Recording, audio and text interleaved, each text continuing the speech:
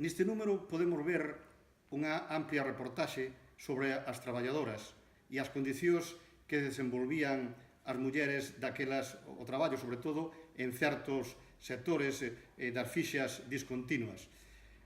Tamén podemos ver outro dos conflitos que ainda está latente algunhas veces, que é o da lúmina aluminio e os problemas que xeraba. Pero tamén é importante por outras razóns. Vemos como unha foto colle as 3/4 partes da portada.